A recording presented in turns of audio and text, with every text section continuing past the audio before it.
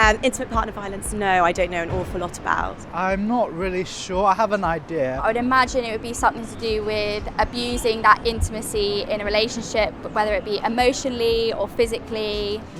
I have no idea. The intimate violence, I think it is to do with violence. Well, violence itself sounds like a physical thing, but of course abuse can entail emotional and physical aspects. Sort of emotional violence, that could be emotional manipulation, gaslighting. Kind of abuse that comes in the relationship on a deeper level of relationship, when when there comes understanding and comes, just that's what is behind the closed door, basically. Ignoring is a sign of intimate partner violence. I hadn't really thought about that, but I do think, the silent treatment is probably more punishing than just having an argument, having a disagreement and kind of clearing the air. You definitely can, I think, emotionally abuse somebody by ignoring them, not giving them an answer to something. Humiliation is definitely a sign of partner violence because, violence isn't just physical. I think violence is very much like there's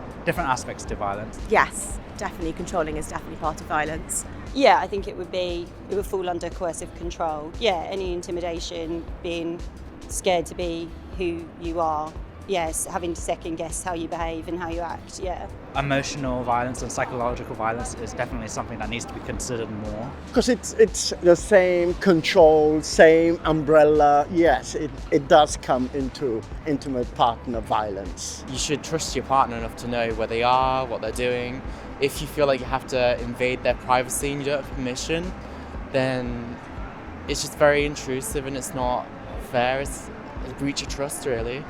I would definitely say that manipulation is a sign of intimate partner violence. I think that taking someone's trust and doing something to turn it against themselves is definitely some sort of abuse that maybe gets sort of overlooked. Jealousy, for me, in respect of intimate partner violence, I'd say that's a bit of a grey area. I think it would depend on how it manifests itself. I'm not sure if that one is a sign of partner violence because, again, it's the actions that come from jealousy that should be considered. I think it's grey. I think it would depend on the kind of context. It would definitely have helped me to be taught more in school about what a healthy relationship is. So you're educated on sort of the birds and the bees and the sort of the technicalities behind like sex and relationships, but not the emotional side of things and sort of the red flags to look out for and things that you can get help on if you're not comfortable with them. I think being taught about healthy relationships at school could be helpful because there's a lot of people that have unhealthy relationships with their parents, and when they see that, they kind of learn that behaviour and think it's normal, and then it's kind of passed through generations. When I was in school back in the 80s, it would have helped healthy relation into that category, yes. It was not very easy to find material to educate myself, and it took me some time. I had to go through different forums. I think that online could be very helpful, maybe more campaigns or more educations in schools.